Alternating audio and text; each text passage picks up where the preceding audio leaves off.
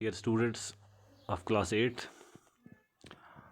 आज हम एक और चैप्टर का आगाज़ कर रहे हैं और यह है some natural phenomena and actually a natural phenomena is a non-artificial event in the physical sense and it is not produced by humans. That means ये ऐसे इवेंट्स नेचर में ऑकर होते हैं जिनके पीछे ड्राइविंग फोर्स जो है वो नेचर ही होता है, इसमें इंसान का डायरेक्ट रोल नहीं होता है. For example volcanic eruption, weathering, earthquake, lightning, thunder, rainfall, ये ऐसे फिनोमिनाज है जो कि कुदरती तौर इस अर्थ पर ऑकर होते हैं. लेकिन इनमें से ऐसे भी कुछ फिनोमिनाज है, वैसे तो ये सारे फिनोमिनाज है जो कि इंसान को इफ़ेक्ट करते हैं, अगरचे इंसान का इसमें डायरेक्ट रोल नहीं होता है, but these phenomenas they directly affect the human life. Some of them are very severe and they cause destruction to the human life and the property. लेकिन कुछ ऐसे phenomenas such as rain, they are relatively harmless as far as humans are concerned. Pictures में आप देख रहे हैं कुछ phenomenas. For example volcanic eruption, कैसे लावा रिलीज़ होता है through the vent of the volcano. इस तरीके से अर्थक्वेक से एक बिल्डिंग डिस्ट्रॉय हुई है.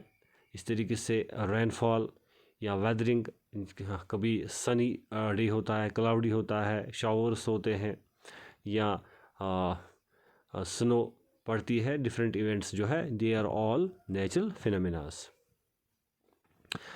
सबसे पहले हमें नेचुरल फिनोमेना में बात हम करेंगे आज लाइटनिंग की. तो लाइटनिंग के बारे में हम जानेंगे that what actually lightning is. Lightning is a very quick electrical discharge that occurs between a cloud and the ground, between two clouds or within a cloud. दरअसल ये इलेक्ट्रिक डिस्चार्ज है, दैट मीन्स ये electricity release होती है clouds में या ground पर भी या क्लाउड्स के दरमियान भी या विद इन द क्लाउड भी. जैसा आपकी रेनी सीजन में जब डेंस क्लाउड्स होते हैं तब लाइटनिंग एंड थंडर जो ऑकर होती है स्काई में, तो उस टाइम हम कैसे ऑब्जर्व करते हैं लाइटनिंग को. That means it is actually electric discharge, electric current actually it is. Lightning is also called as electric spark but on a huge scale. तो बहुत ज़्यादा क्वांटिटी जब लाइटनिंग की होती है तब इसको हम बोलते हैं electric spark. People believe on lightning and sparks. Ancient time से जो लोग थे वो ये अंडरस्टैंड नहीं करते थे that the cause of the sparks, they were therefore afraid of lightning. और ये भी वो सोचते थे शायद ये कुदरत का कहर है, इसीलिए ये जो बिजलियाँ चमकती थी स्काई पे उस टाइम वो बहुत ही डरते थे.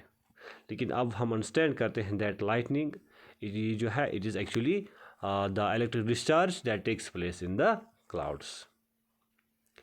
Similarly the spark that the Greeks knew about, जो ग्रीक के लोग थे वो इसके बारे में पहले से जानते थे.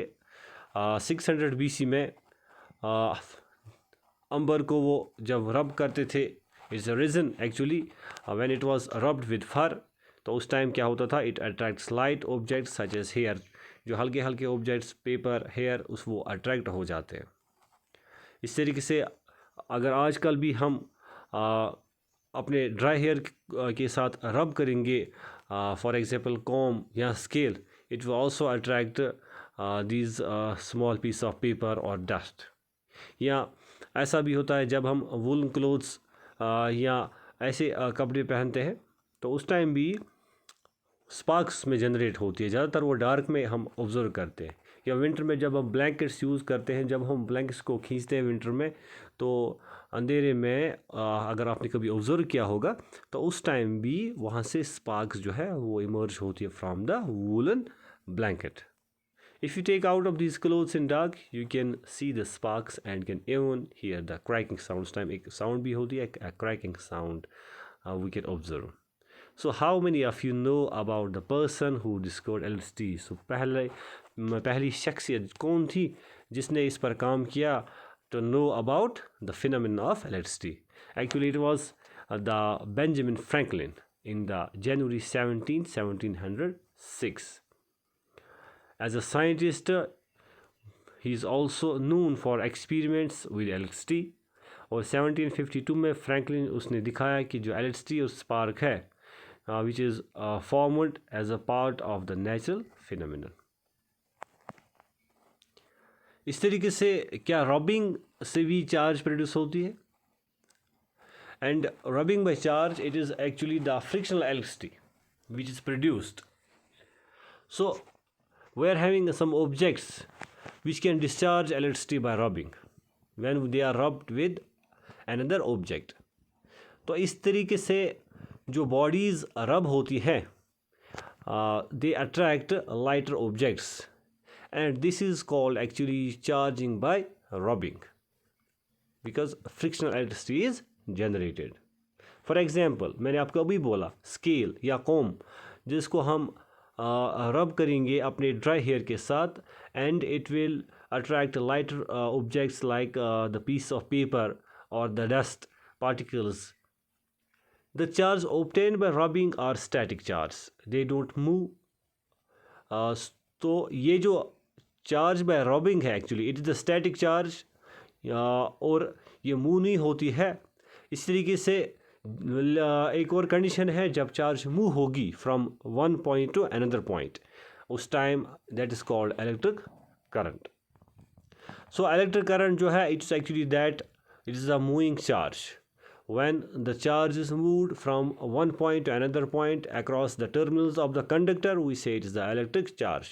So electric current is also the charge, and static current it is also the charge, but it varies because this rubbing is actually a static current, while as the electric current it is the charge in the state of motion. अब pictures में आप observe कर सकते होंगे static electricity जो है कैसे यहाँ पर अगर स्केल को हमने रब किया है तो इट अट्रैक्ट्स पेपर बिट्स. अब टाइप्स ऑफ चार्ज को अगर हम देखेंगे there are two types of charge, positive charge and negative charge. तो जब दो चार्जड बॉडीज़ एक दूसरे के सामने आएंगी तो उसमें दो कंडीशंस यहाँ पर हमारे सामने आएंगी. एक तो दे में अट्रैक्ट ईच अदर और दे में रिपेल ईच अदर.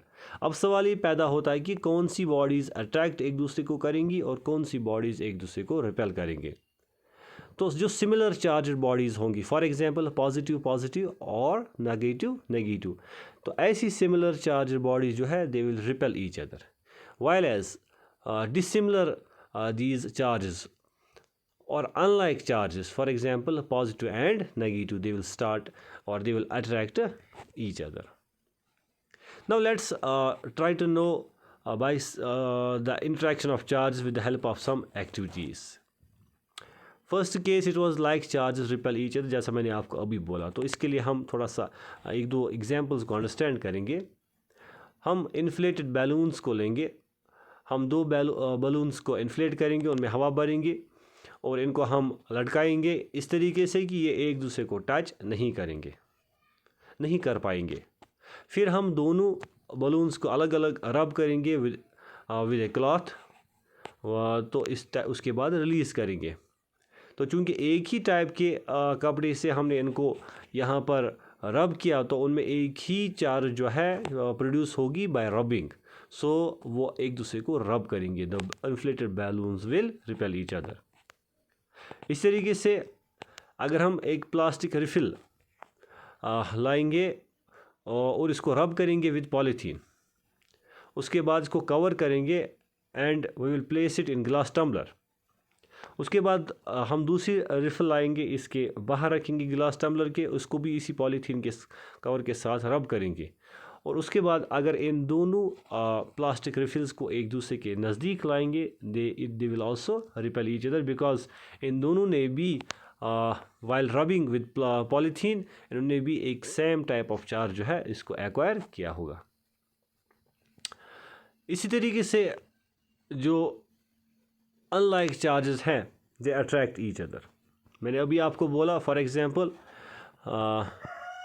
हम एक प्लास्टिक रिफ़िल को हम चार्ज करेंगे, इसको हम रब करेंगे विद अ पॉलीथीन, इसके बाद इसको एक गिलास टम्बलर में रखेंगे। इसके साथ हम लेंगे एक बलून, इसको हम इन्फ्लेट करेंगे with air and we will rub it with cloth. तो हमने दो ऑब्जेक्ट्स को लिया, इनको अलग अलग दो ऑब्जेक्ट के साथ रब किया, तो दोनों ने डिफरेंट टाइप्स ऑफ चार्ज जो है वो एक्वायर की है with while rubbing.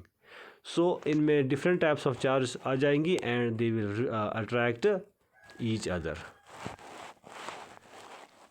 So by now we might have understood about the charges. So now let's know about some facts about lightning. Lightning is a real risk. An average of 10 deaths and 40 injuries from lightning occurs in Florida each year. Florida की बात यहाँ पर हमने हमारे सामने, दुनिया में हर जगह लाइटनिंग जो है इसकी वजह से काफ़ी लोग मारे जाते हैं या इंजर होते हैं और प्रॉपर्टी की लॉस भी होती है। Lightning strikes Earth at 100 times each second. इस तरीके से average flash will light a 100-watt bulb for 3 months. Lightning is the second largest killer due to storms extended only by floods. Thunder is associated with lightning. अब protection lightning को से हम कैसे करेंगे? When you are outdoor, जब हम बाहर होंगे, carrying an umbrella is not safe. Umbrella से आपको लाइटनिंग से नहीं बचा पाएगा।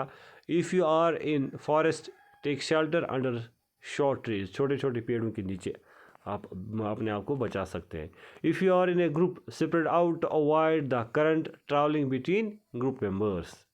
During a lightning storm immediately find shelter in a substantial building और a motor vehicle, windows closed. तो यहाँ पर हमने लाइटनिंग सेफ्टी टिप्स आउटडोर में दिखाई हैं, कैसे हम अपने आप को बचा सकते हैं व्हेन लाइटनिंग टेक्स प्लेस। इस तरीके से when you are indoor, don't touch electrical equipments such as computer, TV और cords you can remote control safely. Stay off corded phones. You can use cellular or cordless phones. Avoid plumbing. Do not wash your hands, take a shower or wash dishes. Do not lie on concrete floors or lean against concrete walls. उम्मीद है कि आज का topic जो है आपको अच्छे से अंडरस्टैंड हुआ होगा। Thank you very much.